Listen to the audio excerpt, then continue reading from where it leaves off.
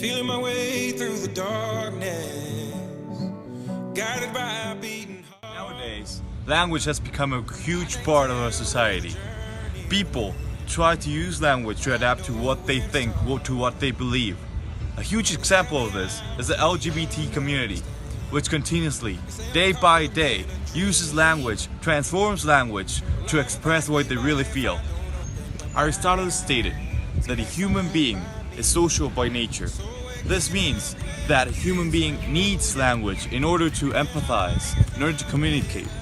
If without language, we wouldn't be able to satisfy those needs.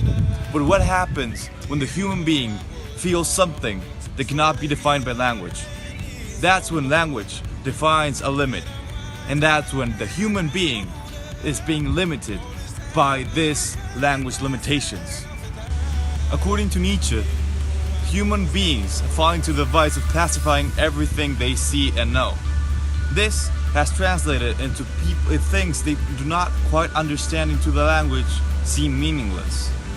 But this has thrown humankind into thinking that everything they see, hear, feel is a human construction. All this human construction only limits the availability of resources and experiences that are for us to follow.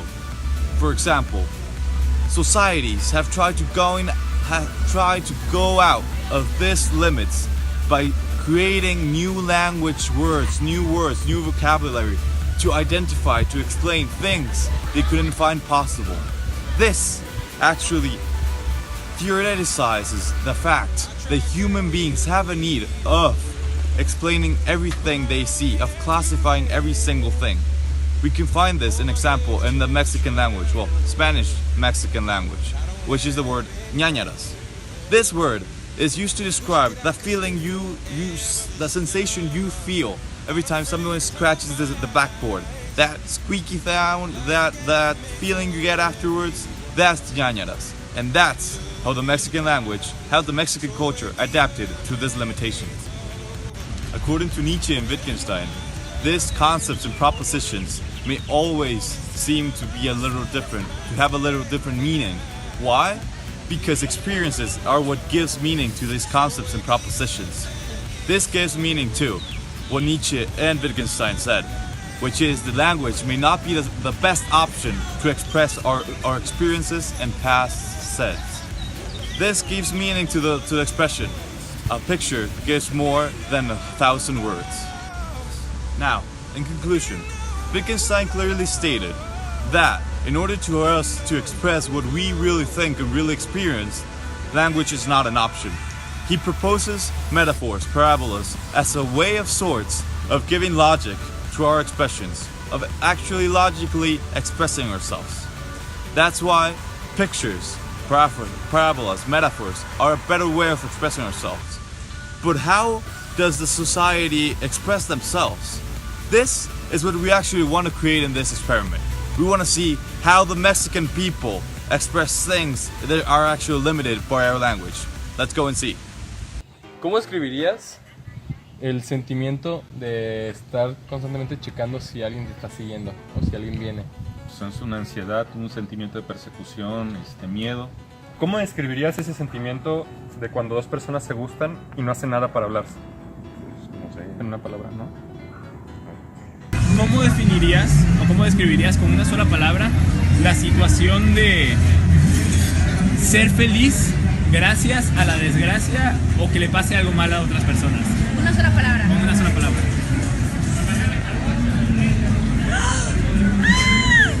¿En español? Sí. ¿Venganza? ¿Cree que esa palabra sea suficiente para describir ese sentimiento totalmente, que sea, o necesitamos nuevas palabras para describir esta clase de sentimientos? No, necesitas más palabras. Pues no creo que una palabra pudiera expresarlo todo, pero te pudiera dar una que se le asemeja o que puede en un momento dado abarcarlo. Podría ser una psicosis, una paranoia, ¿no? de persecución. ¿Sabías que en Yagán existe una palabra para definir esto? No lo sabía. Se dice Mamila Pinatapey. En alemán existe una palabra que es Schadenfreude, que significa estar feliz gracias a la desgracia ajena. Pues en realidad sí hay una palabra en el idioma inuit que significa exactamente eso, muy específico. Se dice Ixorpok. ¿Alguna vez has vivido una situación o sensación que no hayas podido describir con una sola palabra, además de la actual? Sí, muchas veces sí. Sí, porque a veces lo dices hasta en inglés. Yo creo que muchas veces los sentimientos requieren más de una palabra para poderlos describir, por lo menos en mi caso. Sí, en más de alguna ocasión. Entonces, Cuando por esta nació razón. uno de mis hijos, cuando nació mi nieto, es una sensación que no puedes describir con palabras. Es una dicha que te embarga tanto. Entonces, ¿considerarías que el lenguaje limita lo que puedes expresar? Claro, se puede sentir 1000 veces más de lo que se puede decir con las palabras, en mi caso. No sé si algún poeta sea capaz de poderlo expresar, pero yo definitivamente no. Sí, siempre va a estar limitado porque no es suficiente para expresarte a veces cómo sientes algo. Muchísimas gracias. Un excelente día. Gracias. People often don't realize how limited we are by the place where we were born, as culture and more precisely language play an important role when trying to act precisely as humans, socializing and expressing ourselves.